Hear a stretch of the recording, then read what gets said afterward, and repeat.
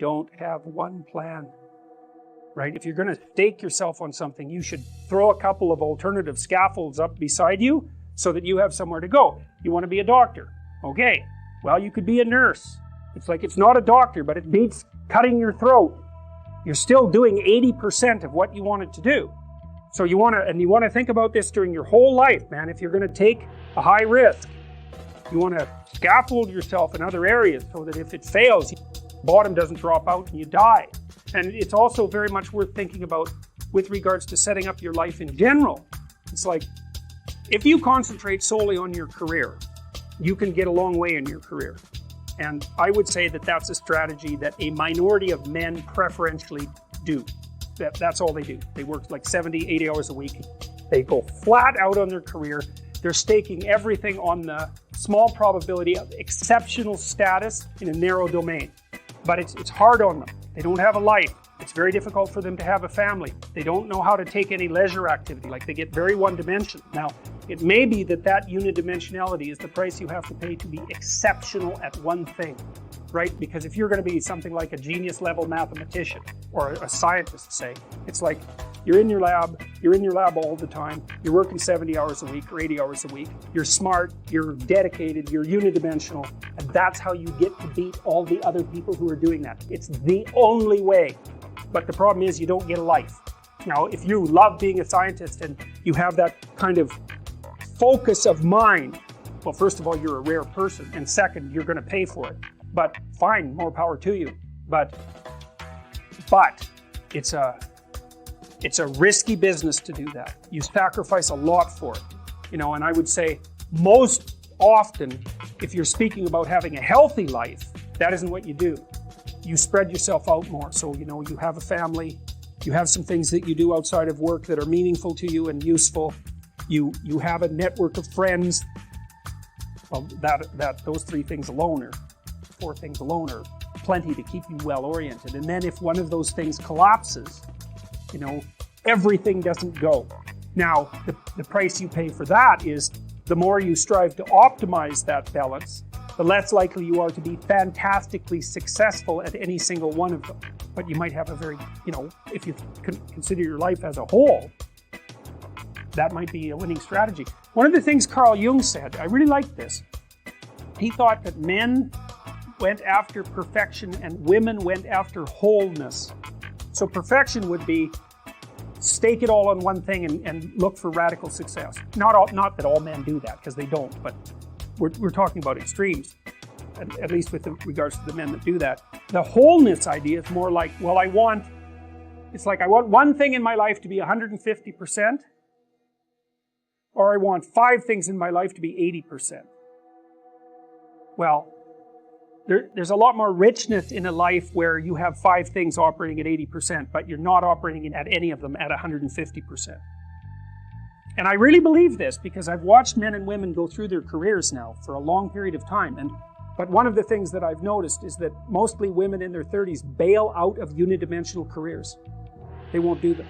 They won't put in the 80 hours a week that they would have to put in order to dominate that particular area. And it isn't, the reason that they won't do it is because they decide it's not worth it. And no wonder, because why would that be worth it? You have to ask yourself that. It's like, well, you want to be an outstanding scientist. It's like, okay, really, that's what you want. Because that means that's what you do. Because you're competing with other people. They're smart, they're hardworking. And if you want to be at the top, you have to be smarter and work harder than any of them.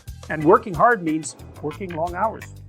It also means working diligently. But in the final analysis, it's also an additive issue.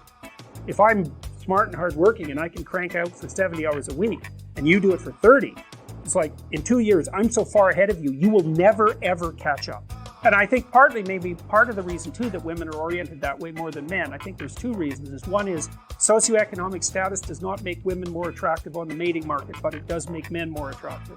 And the second is women's time frame is compressed, right? Because guys can always say, well, I'll have kids later. And they can say that till they're like 80. Whereas women, it's like, no way, man, you got to get it together by the time you're, let's say, 40, but really probably by 35, but definitely by 40, because otherwise it ain't happening. And that's bloody dreadful. There's a sacrificial element in maturation, right? You have to sacrifice the pluripotentiality of childhood for the actuality of a frame. And the question is, well, why would you do that? Well, one reason is it happens to you whether you do it or not. You can either choose your damn limitation, or you can let it take you unaware when you're 30, or even worse, when you're 40. And then that is not a happy day. I see people like this, and I think it's more and more common in our culture because people can put off maturity without suffering an immediate penalty. But all that happens is the penalty accrues, and then when it finally hits, it just wallops you, because when you're 25, you can be an idiot. It's no problem. Even when you're out in a job search, it's like, well, you don't have any experience and you're kind of clueless. It's, yeah, you're young. It's no problem. That's what young people are like, but they're full of potential. Okay, well, now you're the same person at 30. It's like people aren't so thrilled about you at that point. It's like, what the hell have you been doing for the last 10 years? Well, I'm just as clueless as I was when I was 22. Yeah, but you're not 22. You're an old infant, right? And that's an ugly thing, an old infant. So, part of the reason you choose your damn sacrifice, because the sacrifice is inevitable, but at least you get to choose it. And then there's something that's even more complex than that in some sense, is that the problem with being a child is that all you are is potential, and it's really low resolution. You could be anything, but you're not anything. So then you go and you adopt an apprenticeship, roughly speaking, and then you become something. And when you're something, that makes the world open up to you again. Like if you're a really good plumber, then you end up being far more than a plumber. If you're a really good plumber, well, then you have some employees, you run a business, you train some other people, you enlarge their lives, you're kind of a pillar of the community, you have your family. Once you pass through that narrow training period, which narrows you and constricts you and develops you at the same time, then you can come out the other end with a bunch of new possibility at hand. Part of the proper path of development in the last half of life was to rediscover the child that you left behind as you were apprenticing. And so then you get to be something and regain that potential at the same time. You're in the situation that you're in right now, and that's not good enough. And so that's another thing that's kind of interesting about people, is they're chronically dissatisfied with the way things are. Well, that's okay, because you wouldn't be motivated to move forward if you weren't chronically dissatisfied with the way that things are. But it's kind of annoying, because you might think, well, why aren't you just happy with what you have? And the answer to that is generally, because I don't know if it's going to last. And so that's part of it. And the other is, well, if the situation shifted a bit, maybe I'd have more options. And some of that would be, it would last longer, it'd be more stable, it'd be more promising. And so you can say, well, you should be satisfied with what you have, but it's kind of really a stupid thing in some sense to tell human beings, because no matter what you have, it isn't going to solve your fundamental problem. So the problem isn't going away, and you can't just fool yourself into saying, well, what I have is great. You could say, I could have a hell of a lot less, and that would be bad, and most people have a lot less than me, and I should be grateful for what I have. That's fine, that's perfectly reasonable, but you're stuck with this chronic sense of unfinished business, and the reason for that is, well, you're permanently vulnerable, so how could it be otherwise? And even if you've got your problem solved, then there's 3 or 4 people in your family that by no means have got their problem solved, so the problem of problems never goes away. That's a good thing to know existentially too, because it helps you calibrate your life properly.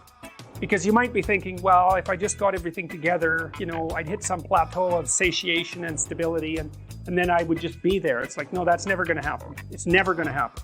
So you might as well just forget about that. Well, maybe you want to push a damn rock up a hill. It's going to roll down again. It's like, what are you going to do? Just sit there by the rock? It's okay to be active, even if the problem you're trying to solve is not fundamentally solvable. That doesn't mean it isn't worth trying to solve. And you guys should listen to this, because I know what I'm talking about. If you happen to be creative, if you're a songwriter or another kind of musician or an artist or any of the other number of things that you might be, find a way to make money and then practice your craft on the side, because You will starve to death otherwise. Now, for some of you that won't be true, but it's a tiny minority. Your best bet is to find a job that will keep body and soul together and parse off some time that you can pursue your creative thing, because then, well, as a long-term strategy, a medium to long-term strategy, it's a better one. You know, you hear very frequently people say things like everyone's creative. It's like, that's wrong, okay? It's wrong. It's just as wrong as saying that everyone's extroverted. First of all, you have to be pretty damn smart to be creative, because otherwise you're just going to get to where other people have already got, and that's not creative by definition. So being fast and being out there at the front of things really makes a difference. And then you also have to have these divergent thinking capabilities, and that's part of your trait structure. And creative people are really different than non-creative people, you know, partly because, for example, they're highly motivated to do creative things and to experience novelty and to chase down aesthetic experiences and to attend movies and to read fiction and to go to museums and to enjoy poetry and to enjoy music that's not conventional music, for example. These aren't trivial differences. And so it's a real misstatement to make the proposition that everyone's creative. It's just simply not the case. It's a matter of wishful thinking. It's like saying that everyone's intelligent. It's like, well, if everyone's intelligent, then the term loses all of its meaning, because any term that you can apply to every member of a category has absolutely no meaning. You know, the other thing you want to be thinking about here is that don't be thinking that creativity is such a good thing. It's a high-risk, high-return strategy. There's creative people in this room, man. You guys are going to have a hell of a time monetizing your creativity. It's virtually impossible. It's really, really difficult because, first of all, let's say you make an original product. You think the world will beat a pathway to your door if you build a better mousetrap. It's like, that's complete rubbish. It isn't true in the least. If you make a good creative product, you've probably solved about 5% of your problem. Because then you have marketing, which is insanely difficult, and then you have sales, and then you have customer support, and then you have to build an organization. And you have to, if it's really novel, you have to tell people what the hell the thing is. You know, we built this future authoring program, right? It's available for people online. How do you market that? No one knows what that is, and that's a real problem. If you write a book, well, then you have the problem that another million people have also written a book. But if you produce something that's completely new and doesn't have a category, people can't search for it online. How are they going to find it? And then you have pricing problems, and it's really unbelievably difficult to produce something creative and then monetize it. And even worse, if you're the creative person, let's say you have a spectacular invention. You've got no money, right? You've got no customers. Those are big problems. And so maybe you go and you find a venture capitalist. We start with family and friends because that's how it works. You raise money for your product. You raise money from your family and friends. That's assuming you have family and friends that have some money and that they're going to give it to you. And most people aren't in that situation. So it's a terrible barrier right off the bat. And then, of course, you're putting your family and friends at substantial financial risk because the probability that your stupid idea is going to make money is virtually zero, even if it's a really brilliant idea. And so then let's say, well, you get past family and friends and you get venture capitalists involved, because that's often the next step, or an angel investor. There's steps in building a business. Family and friends, angel investor, that's some rich guy that you happen to meet some way who's into this sort of thing and is willing to provide you with some money to get your product off the ground. Well, how much of your product is that person going to take? Well, most of it. And no wonder, because, you know, you don't have any money.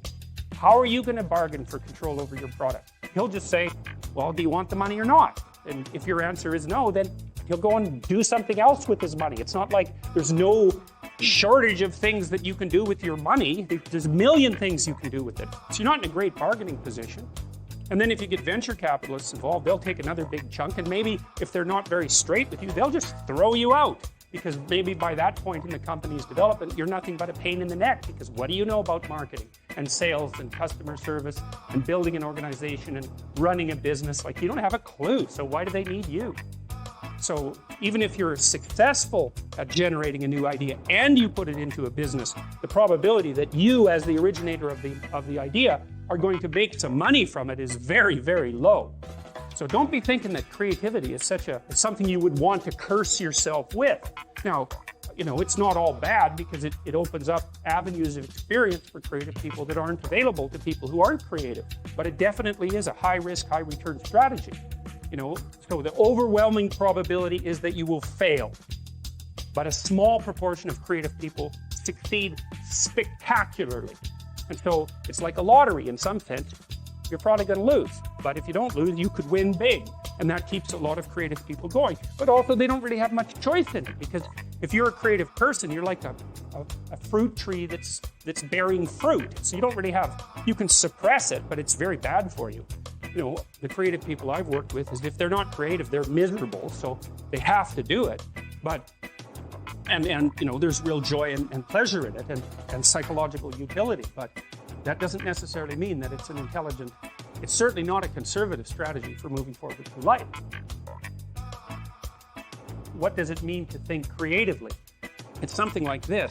Imagine that I tossed you out an idea, and there's some probability that when I tossed you that idea, that will trigger off other ideas in your imagination. So you could think about it as a threshold issue. If you're not very creative, I'll throw you an idea, and hardly any other ideas will be triggered, and the ones that will be triggered are going to be very closely associated with that initial idea. So let's say I tossed each of you an idea, and I asked you to tell me the first thing that comes to mind. Okay, so what we would see first is that the first thing that comes to mind, in all likelihood, would be shared by many of you. Okay, so then you can think about that as a common response, right? And so that's a less creative response. And then there'll be some things that come to mind for you that are so idiosyncratic that you're the only person that thinks it and no one can understand it. Well, that's also not exactly creative, because the thing that for something to be creative, it has to be novel and useful at the same time. That's sort of a rough definition. Something creative is novel and useful. So you can think of, you get thrown an idea, and there's some probability that will co-activate other ideas. And if it co-activates many other ideas, that's like fluency. And if it co-activates ideas that are quite distant from the original idea, something like that, and you could track distance by comparing it to probability that other people have generated it, then that's also another indication of creativity. So they have to be many unlikely responses that are useful. That's what creativity is, roughly speaking. And then you can fractionate it into different dimensions. So that's creative thinking. But then creative achievement would be the ability to take those original ideas and then actually to implement them in the world. And that's obviously much more different than merely being creative.